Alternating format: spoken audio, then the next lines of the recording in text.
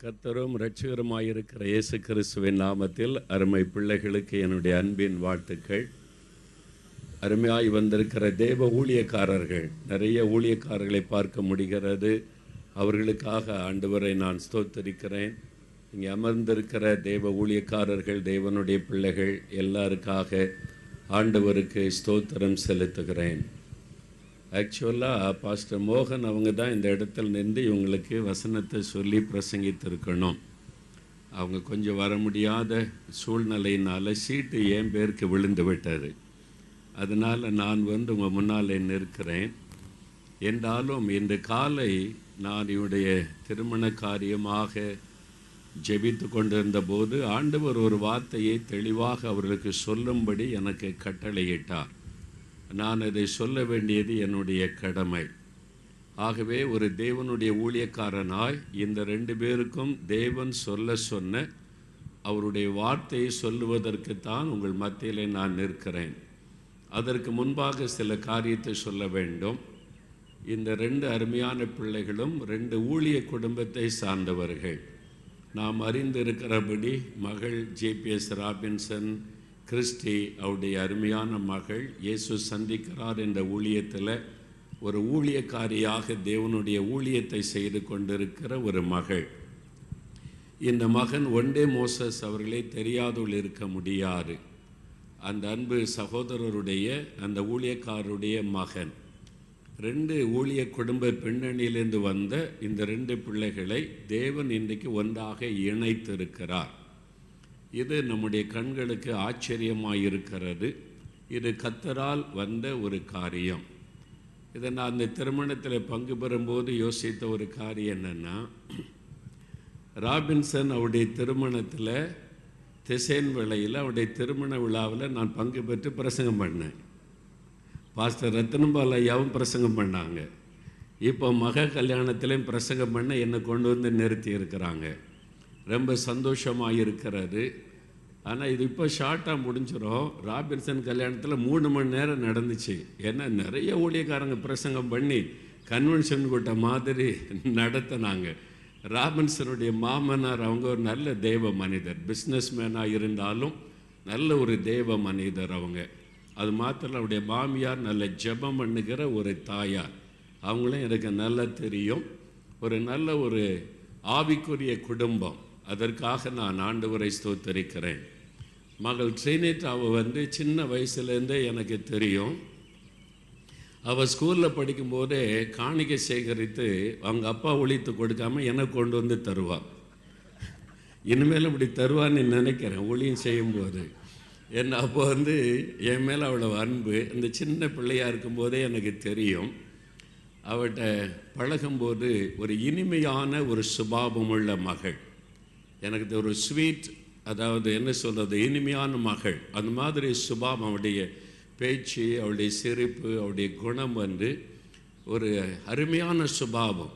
அதை எப்படி சொல்கிறேன்னு தெரியல. குணசாலியான ஸ்திரீ, பைபிளில் சொல்லியிருக்க ஒரு ஸ்வீட் கேர்ள் அவள். அது மாதிரி நல்ல ஒரு அமைதி, அவள் பேசுகிறது, அவள் சிரிக்கிறது, ஒரு டிவைன் அவளுக்குள்ள பேசுகிறதுல இருக்கும். நான் அவளை ஆவிக்குரிய காரியத்தில் ரொம்ப உற்சாகப்படுத்தி இருக்கிறேன். அதை பார்த்துட்டு நான் கிறிஸ்துக்கிட்ட ஒரு நாள் சொன்னேன், எனக்கு மட்டும் ஆண்டவர் ஒரு பையன் கொடுத்துருந்தா இவளை என் மருமகளை கொண்டு போயிருப்பேன்னு சொன்னேன். கிறிஸ்துக்கிட்ட நான் சொல்லியிருக்கிறேன். என்ன அந்த மாதிரி நல்ல ஒரு சுபாவம் உள்ள ஒரு மகள். அது மாதிரி பார்க்கறது ரொம்ப கஷ்டம். அதனால் அவன் மேலே எனக்கு ரொம்ப ஒரு அன்பு. நான் அவளை மருமகளேன்னு தான் சொல்லுவேன். இப்போ கேட்டு பாருங்கள், அப்படி தான் சொல்லுவேன் நான். என்னை கிறிஸ்டி ஒரு முறைக்கு எனக்கு சகோதரி, என்னுடைய ஒய்ஃப் வழியில் சொந்த அவங்க. அதனால் அப்படி தான் சொல்லுவேன். அந்த மாதிரி அவள் ரொம்ப இனிமையான ஒரு மகள். அந்த மகளுடைய சுபாவத்தை நினைத்து துதிக்கிறார். அது மாத்திரம் இல்லை, அவளுக்கு ஒரு சகோதரனுக்காக பாருங்க, ஸ்டீவ், அவரும் அது மாதிரி தான். அந்த மாதிரி ஆள் கிடைக்கிறது கஷ்டம். ஆமாம், அந்த மாதிரி ஒரு பையன் கிடைக்கிறது கஷ்டம். பெண் வீட்டார் நினச்சிக்கொள்ளுங்க.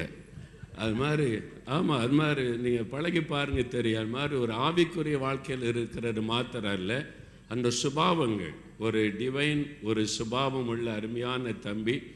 அந்த குடும்பத்திற்காக நான் ஆண்டவரை ஸ்தோத்தரிக்கிறேன். அதனால் இந்த திருமணத்தில் பங்கு பெறுவது எனக்கு ரொம்ப மகிழ்ச்சி, ரொம்ப சந்தோஷம். அது மாத்திரம் இல்லை, நான் சிலருக்காக சில வருடங்கள் ஜெபித்திருக்கிறேன். இவளுடைய திருமணத்துக்காக என் ப்ரேயர் டைரியை திருப்பி பார்த்தா 5 வருஷமாக அவள் பெயரை எழுதி வச்சு நான் ஜெபிச்சிருக்கேன். அவளுடைய திருமணத்துக்காக என்னுடைய ப்ரேயர் டைரியில் சிலருடைய பெயர்களை மாத்திரம் எழுதி வைத்து ஜெபிக்கிறது உண்டு. அதன்படி அவளுடைய திருமண காரியத்திற்கு அவ்வளோ நீண்ட ஜெபம் பண்ணி, இவ்வளோ ஜெபம் பண்ணி இருக்கிறோம். கர்த்தர் தப்பு செய்வாரா? கரெக்டான ஒரு ஆளை கொண்டு வந்து நிறுத்திட்டார். அதற்காக ஆண்டவருக்கு ஸ்தோத்திரம். அல்லேலூயா. அதனால தான் தேவன் ஒரு காரியத்தை செய்யும்போது சில காரியம் நமக்கு விளங்காது, நம்மளால் புரிந்து கொள்ள முடியாது. தேவன் இனி செய்ய போகிற காரியம்தான் அதில் விளங்க பண்ணும். அப்போ நான் இந்த பிள்ளைகளுக்கு என்ன சொல்லணும் அப்படின்னும் போது, கர்த்தர் தெளிவாக ஒரு காரியத்தை சொல்லி இந்த வார்த்தைகளை சொல்லணும், நான் சொன்னதை அவங்களுக்கு நீ சொல்லணும் என்று ஆண்டவர் கட்டளையிட்டு அனுப்பினார். பொதுவாக திருமண வீட்டுக்கு போனால் வாழ்த்து ஒரு வாக்குத்தத்தை செய்தியோ சில வார்த்தைகளை தேவன் கொடுப்பார், அவ்வளவுதான். ஆனால் இவங்களுக்கு அப்படி அல்ல, ஒரு கட்டளை கொடுத்து இதை நீ அவங்களுக்கு சொல்லணும், என் வார்த்தையை சொல்லுவதற்கு தான் உன்னை அனுப்புகிறேன் என்று ஆண்டவர் எனக்கு சொன்னார். அதன்படி தான் உங்கள் மத்தியிலே நான் வந்து நிற்கிறேன். ஏசாயா 43 அதிகாரம் 19வது வசனம். ஏசாயா 43 அதிகாரம் 19வது வசனம்.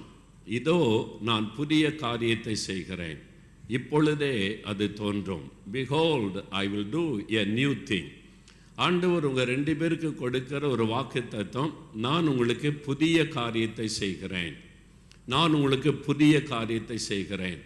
ஆண்டவருடைய சுபாவமே புதிய காரியத்தை செய்வார். நம்ம மனம் திரும்பும் போது புது இருதயத்தை தருவார். நம்ம காத்திருந்து ஜெபிக்கும் போது புதிய ஆவியை நமக்கு தருவார். இன்னும் நம்ம வசனத்தை தியானிக்கும் போது நம்முடைய சிந்தையை அவர் புதிதாக்கி விடுவார். அனுதினமும் புதிய கிருபைகளை தருவார், புதிய தரிசனங்களை தருவார், புதிய வெளிப்பாடுகளை தருவார், புதிய ஆவிக்குரிய அனுபவங்களை தருவார். அவர் ஒவ்வொரு நாளும் புதிய புதிய காரியத்தை செய்கிற தேவன். உங்கள் 2 பேருக்கு ஆண்டவர் சொன்ன வார்த்தை இதுதான், நான் உங்களுக்கு புதிய காரியத்தை செய்வேன் என்பதாக. அப்போ ஆண்டவர் ஏதோ ஒரு புதிய திட்டத்தை உங்கள் 2 பேருக்காக தேவன் வைத்திருக்கிறார். அந்த புதிய திட்டத்தை நிறைவேற்றும்படிக்கு தேவன் உங்களை இணைத்திருக்கிறார். அந்த புதிய காரியம் இதுவரை நீங்கள் செய்தராதது, இதுவரை நீங்கள் கேள்விப்பட்டராதது. 2 பேருமே ஊழியம் செய்கிறீங்க. அந்த மகளும் ஊழியம் செய்கிறாள். இயேசு சந்திக்கிறார் ஊழியத்தில். பெரிய பொறுப்படுத்த அந்த மகள் இது என்னுடைய ஊழியம் என்று செய்து கொண்டிருக்கிறாள்.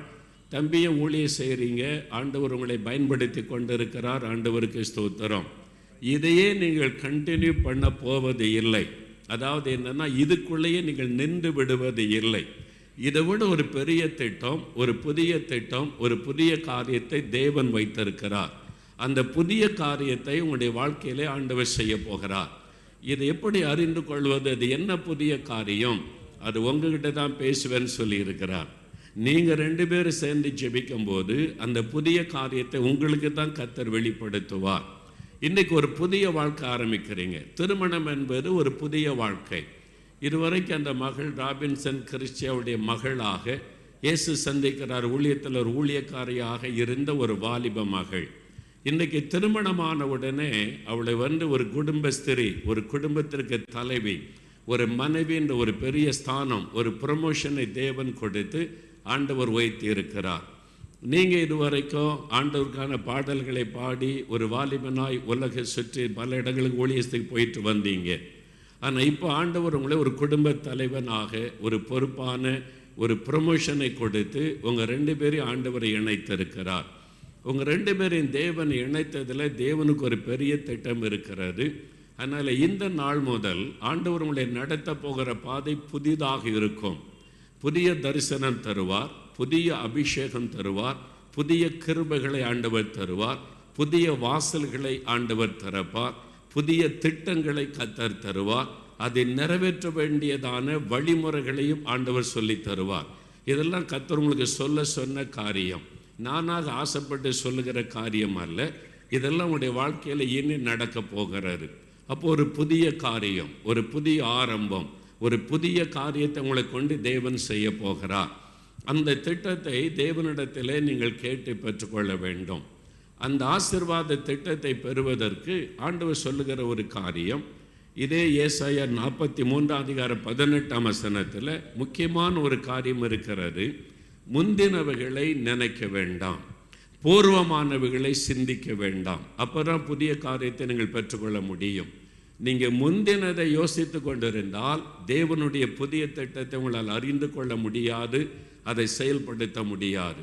ஆனால் தான் ஆண்டவர் சொல்லுகிறார், முந்தினவைகளை நினைக்க வேண்டாம். பொதுவாக திருமணமானவுடன் ஒரு கணவன் மனைவியாக இணைக்கப்பட்டு அவங்களுடைய குடும்ப வாழ்க்கை சந்தோஷம் சமாதானம் நிலைத்திருக்க வேண்டுமானால் பொதுவாக யாராக இருந்தாலும் அவங்க முந்தினரை மறக்கணும். அப்போ தான் அந்த புதிய வாழ்க்கை நல்லா இருக்கும். இப்போ உதாரணத்துக்கு மணமகள், எங்கள் அப்பா என்னை எப்படி வச்சுருந்தாங்க, எங்கள் அம்மா என்னை எப்படி வச்சுருந்தாங்க, எங்கள் அப்பாவுக்கு நான் செல்லப்பிள்ளை, எங்கள் வீட்டில் அப்படி இப்படின்னு முந்தினதையே நினைத்து கொண்டு இருந்தால் புருஷன் கூட ஒழுங்காக குடும்பம் நடத்த முடியாது, அந்த குடும்பத்தில் ஆசீர்வாதத்தையும் பார்க்க முடியாது. அதை மறக்கணும். அப்போ தான் அந்த புதிய வாழ்க்கை ஆசீர்வாதமாக இருக்கும். அதே மாதிரி அந்த மணமகனும், நான் எங்கள் அப்பா அம்மா இல்லாமல் வந்துட்டேன், எனக்கு அவங்க தான் முக்கியம், எனக்கு ஃப்ரெண்ட்ஸ் இருக்காங்க அவங்க தான் முக்கியம் என்று இதுக்கு வாலிபனாக இருக்கும்போது எதுக்கெல்லாம் முக்கியத்துவம் கொடுத்தாங்களோ அதை மறக்காவிட்டால் குடும்ப வாழ்க்கை ஆசீர்வாதமே இருக்காது. நிறைய குடும்ப வாழ்க்கையை பாதிக்கப்பட்ட காரணம் முந்தினதை மறக்காதது தான். அதனால ஒரு புதிய ஆரம்பம் வந்தாலே முந்தினதை ஆண்டவர் மாற்றிடுவார். ஒரு புதிய காரியம் அதிலிருந்து ஆரம்பிக்கும். அப்போ ஆண்டவர் என்ன சொல்லுகிறார், முந்தினதை நீங்கள் நினைக்க வேண்டாம், பூர்வமானவைகளை சிந்திக்க வேண்டாம், இதோ நான் புதிய காரியத்தை உங்கள் முன்னாலே வைத்திருக்கிறேன். அப்போ ஒரு புதிய காரியம் நடக்க போகிறது. அது என்ன காரியம் என்று சொன்னால், சில காரியத்தை நான் உங்களுடைய மனதில் போடுகிறேன், அதை வைத்து ஜெபிக்கணும். இப்போ நீங்கள் இயேசு சந்திக்கிறார் ஊழியத்தில் உதவியாக இருந்த ஊழியம் செய்கிறீங்க, கடைசி வரைக்கும் உதவியாக இருக்கணும், அப்பா அம்மாவுக்கு உதவியாக இருக்கணும். ஆனால் இது வரல உங்களுடைய முழுமையான ஒரு காரியம். இதிலும் 1000 மடங்கு பெரிய திட்டத்தை கர்த்தர் உங்களுக்காக வைத்திருக்கிறார். 140 கோடி மக்களுள்ள பெரிய பாரத தேசம். இந்த பெரிய தேசத்திற்காக கோடிக்கணக்கான ஆத்துமாக்களை சந்திப்பதற்காக தேவன் உங்களை கொண்டு நிறைவேற்றுவதற்கு ஏதோ ஒரு விசேஷித்த திட்டத்தை வைத்திருக்கிறார். 125 நாடுகளுக்கு மேலே இருக்கிறது உலக அளவில். சில நாடுகளுக்கு தான் இதுவரைக்கும் நீங்கள் போயிருப்பீங்க. இன்னும் எத்தனையோ நாடுகள் இருக்கிறது, சுவிசேஷத்தின் ஒளி போகாத தேசங்கள். அப்போ அந்த மாதிரி தேசங்களுக்குள்ளே ஆண்டவருடைய சுவிசேஷத்தை கொண்டு செல்ல வேண்டும். இப்படி தேவன் உங்கள் முன்னாலே வைத்திருப்பது ஒரு பெரிய பாரத தேசம், ஒரு பெரிய 125 நாடுகளுக்கு மேலே உள்ள ஒரு பெரிய பரந்த உலகம்.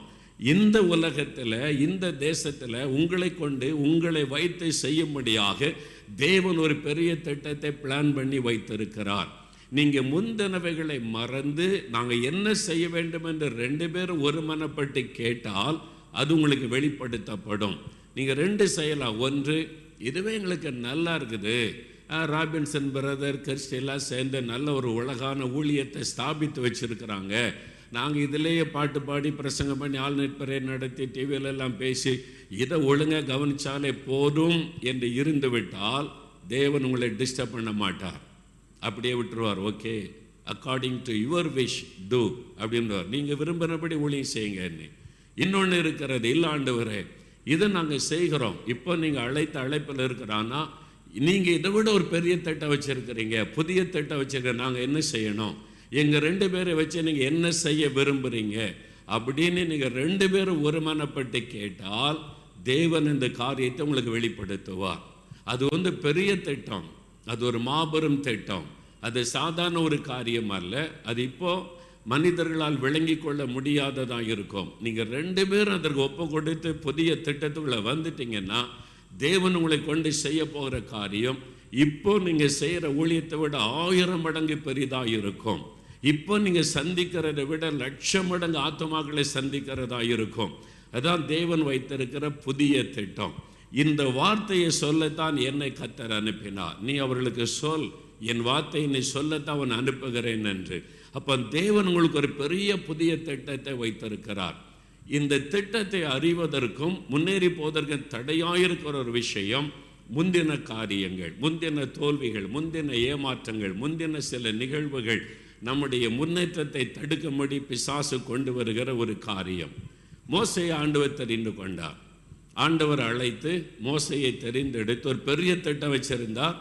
எகிப்து தேசத்தின் அடிமைத்தனத்தில் இருக்கிற 30 லட்சம் மக்களை விடுதலையாக்கி கொண்டு வர வேண்டும் என்று. மோசே அவசரப்பட்டு ஒரு காரியம் செய்கிறார், தன்னுடைய சொந்த பலத்தில் சாதிக்கலாம் என்று. அதனால் ஒரு கொலை செய்து விடுகிறார். கொலைகாரனாக எகிப்தை விட்டு ஓடுகிறார்.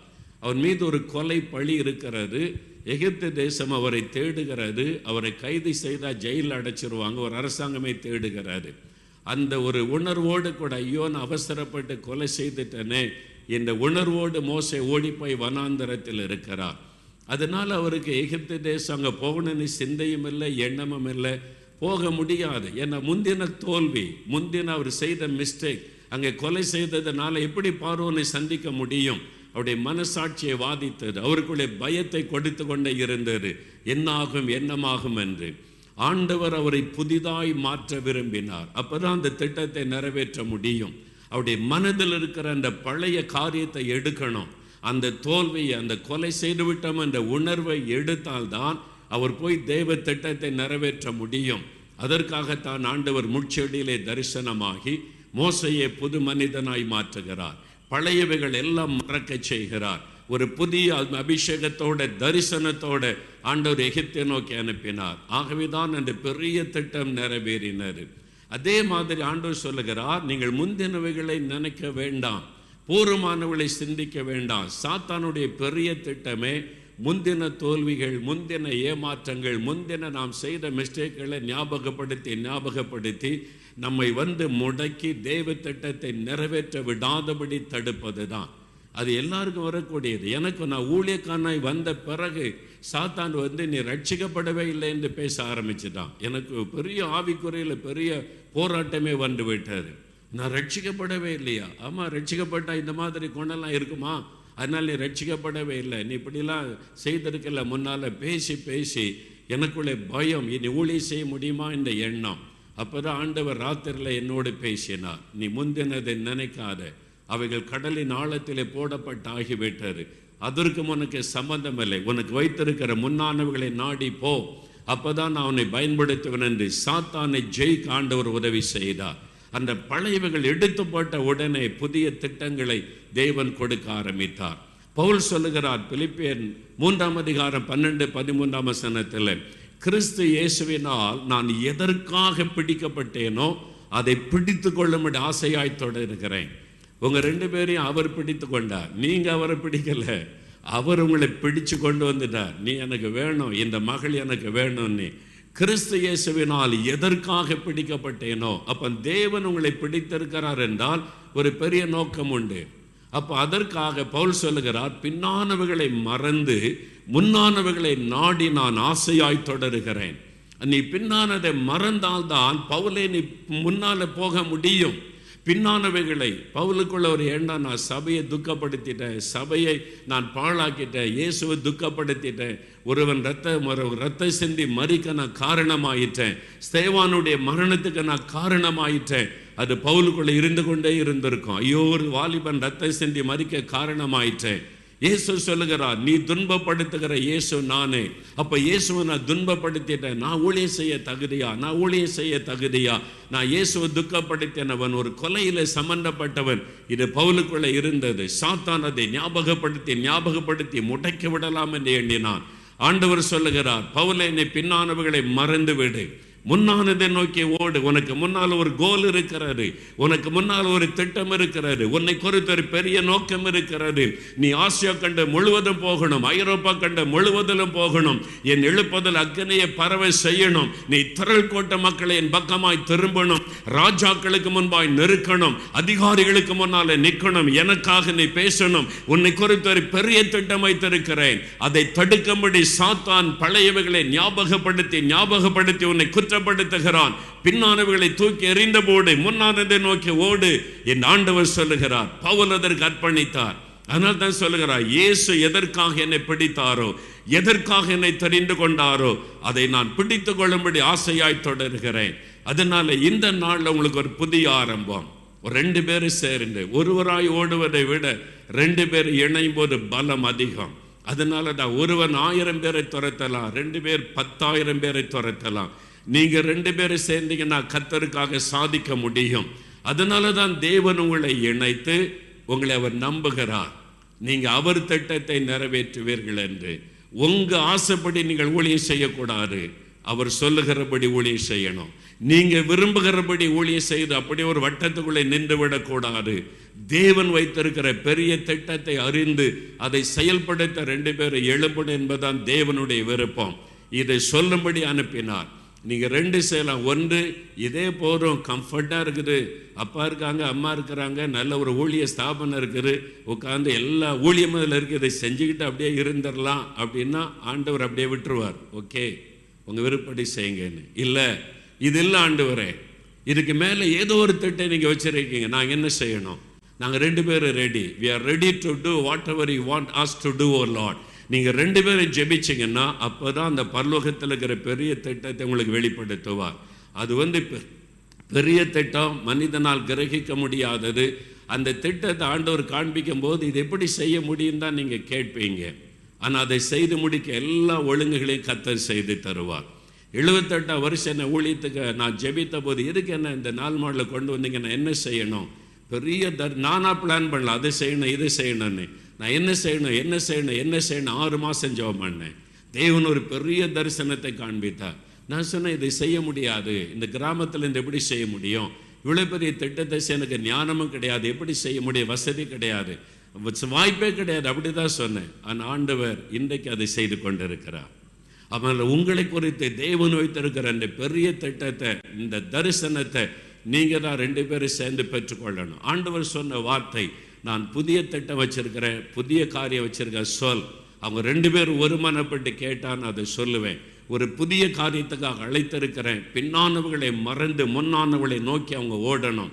அதனால் நான் வைத்திருக்கிற இந்த பெரிய திட்டத்தை அவங்க நிறைவேற்றணும். அதில் பாடு உண்டு, நிந்தைகள் உண்டு, நெருக்கங்கள் உண்டு, வயவுகள் உண்டு, குற்றச்சாட்டுகள் உண்டு, எல்லாம் வரும்.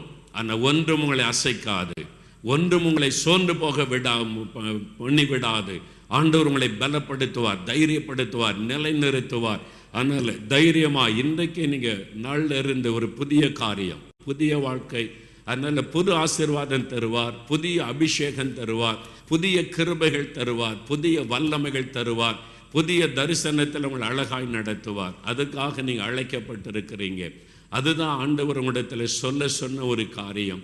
நான் இவங்க எனக்கு வேணும், இவங்க 2 பேரை கொண்டு நான் ஒரு பெரிய திட்டம் வச்சிருக்கிறேன், அவங்க செய்வாங்களா, அதை செய்வாங்களா, என் விருப்பத்தை நிறைவேற்றுவாங்களா, அல்லது அவங்க விருப்பப்படி ஊழியம் செய்வாங்களா? இதுதான் ஆண்டவர் உங்கள்கிட்ட வைக்கிற கேள்வி. நீங்கள் 2 பேர் எடுக்கிற தீர்மானத்தை வச்சு தான் தேவன் இந்த காரியத்தை நிறைவேற்ற பெரிய காரியம் செய்வார்.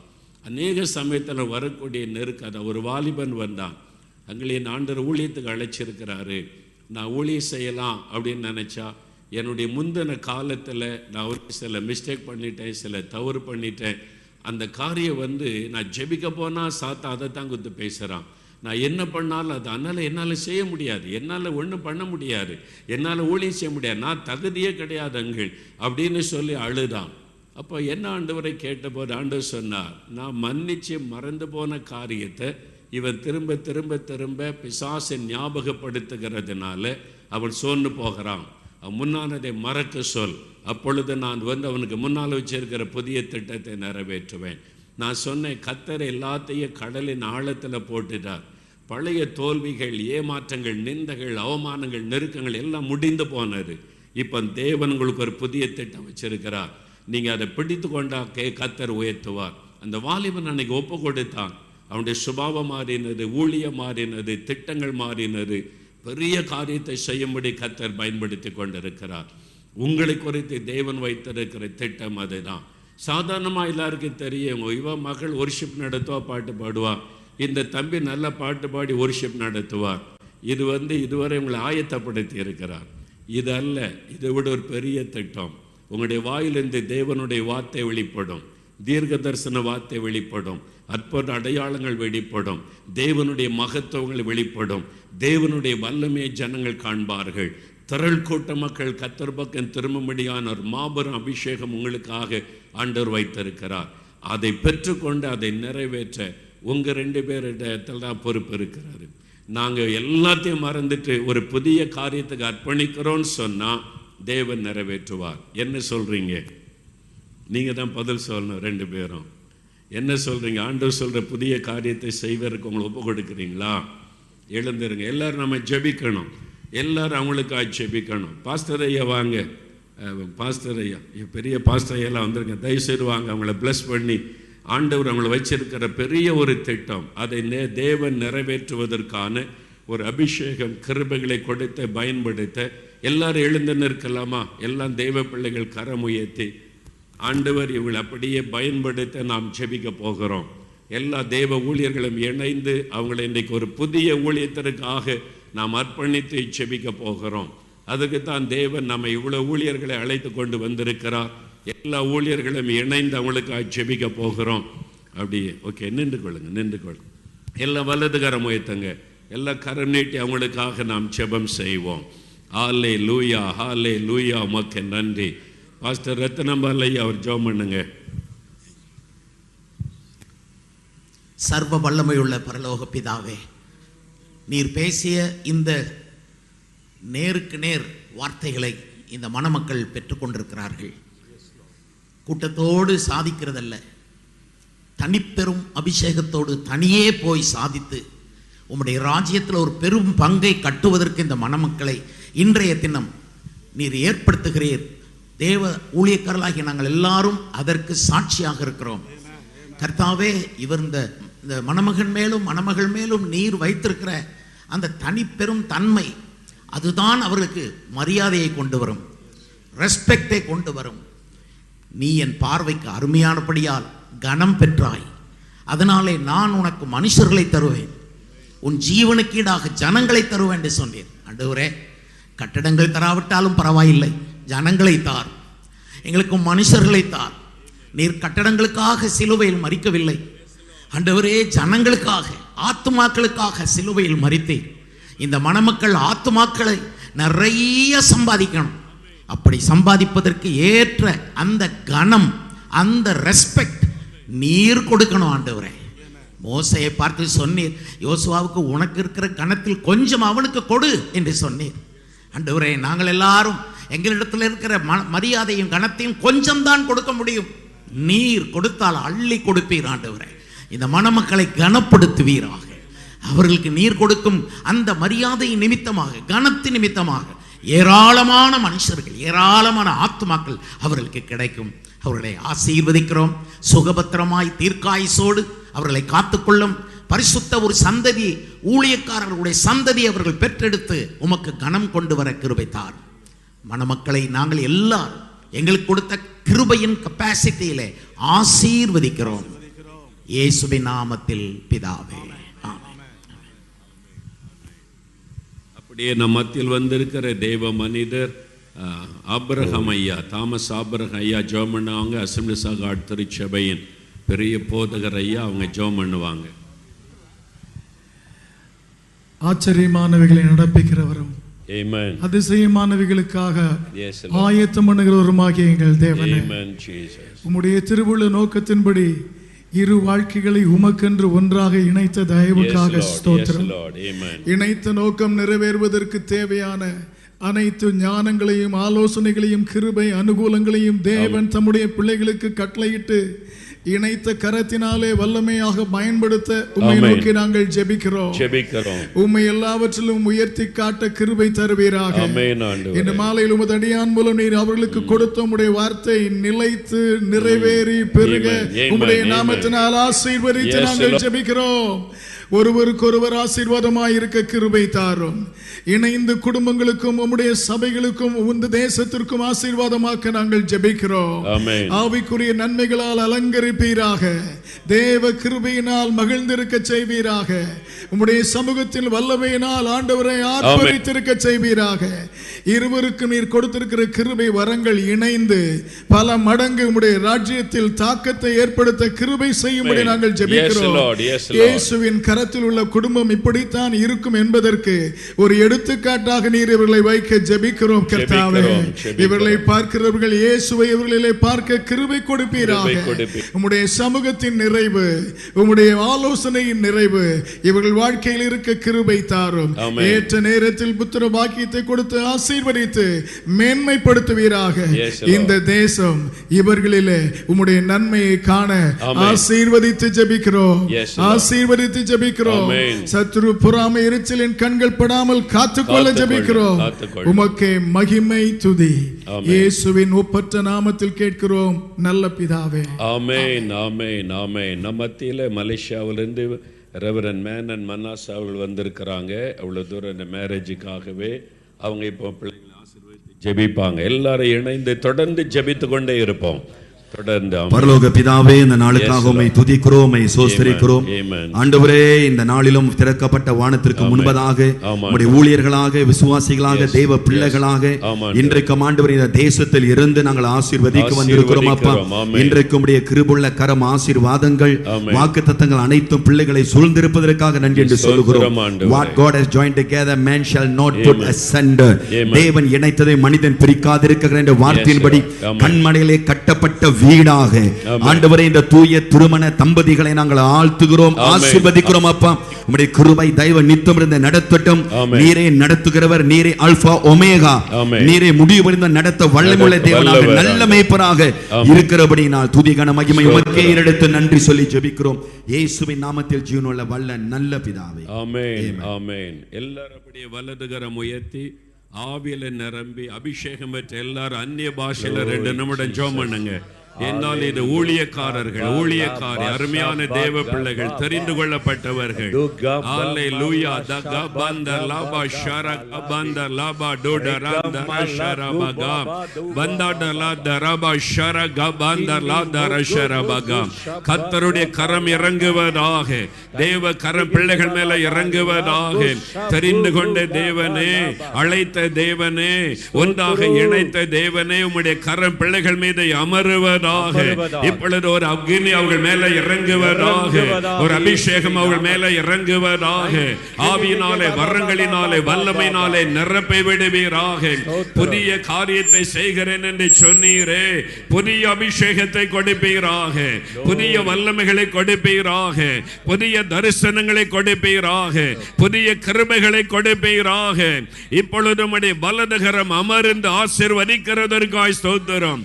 இது உம்முடைய பிள்ளைகள் கொண்டு நீர் வைத்திருக்கிற பெரிய திட்டத்திற்காக, புதிய திட்டத்திற்காக ஸ்தோத்திரம் ஆண்டவரே. எங்கள் தேசத்தில் இருக்கிற கோடி கோடியான ஆத்துமாக்களுக்காக, உலகத்தில் இருக்கிற பல தேசங்களுக்காக, இருளில் இருக்கிற மக்கள் வெளிச்சத்தை காண்பதற்காக, உம்முடைய திட்டத்தை நிறைவேற்றுவதற்காக தெரிந்து கொண்டீரே. இப்பொழுது உம்முடைய வலதுகரம் அவர்கள் மீது அமருவதாக. இந்த நிமிஷத்தில் இந்த சகலமும் புதிதாய் மாறுவதாக. முந்தினவுகள் எல்லாம் ஒளிந்து போவதாக. எல்லாவற்றையும் புதிதாக்கின ஆண்டவருக்கு ஸ்தோத்திரம் அப்பா. புதிய கிருபைகள், வல்லமைகளோடு பயன்படுத்த போகிற அன்பருக்காய் ஸ்தோத்திரம். உம்முடைய பிள்ளைகள் உம்முடைய பாதபடியில் அமர்ந்து, உம்முடைய இருதயத்தை அறிந்து, உம்முடைய திட்டங்களை அறிந்து செயல்பட கிருபை தாரும். இந்த நாள் முதலே புதிய ஆசீர்வாதங்களை கண்டு மகளை செய்தருளும். நீர் அப்படி ஆசீர்வதித்து விட்டதற்காக உமக்கு ஸ்தோத்திரம், ஸ்தோத்திரம், ஸ்தோத்திரம். உமக்கே மகிமை செலுத்துகிறோம். ஒரு நாள் திரள் கூட்ட ஆத்துமாக்களை இந்த பிள்ளைகளுடைய ராஜ்யத்திலே கொண்டு வர போகிறதற்காக அல்லேலூயா என்று நாங்கள் உம்மை ஸ்தோத்திரிக்கிறோம், துதிக்கிறோம். எல்லா மகிமை உமக்கு செலுத்துகிறோம். தகப்பனே, அப்பிரயோஜனமான ஊழியக்காரன் நீர் சொல்ல சொன்னதை நான் சொல்லிவிட்டேன். அதை தொடர்ந்து இந்த பிள்ளைகளுடைய வாழ்க்கையில நீர் நிறைவேற்றுவீர் என்று விசுவாசிக்கிறேன். உமக்கே மகிமை உண்டாகட்டும். நாங்கள் அத்தனை தேவ ஊழியர்களும் இணைந்து உம்முடைய பிள்ளைகளை ஆசீர்வதித்து உம்முடைய வாக்குத்தத்தத்தை நிறைவேறுவதற்காக ஆசீர்வதித்து ஜெபிக்கிறோம் பிதாவே. ஆமென், ஆமென்.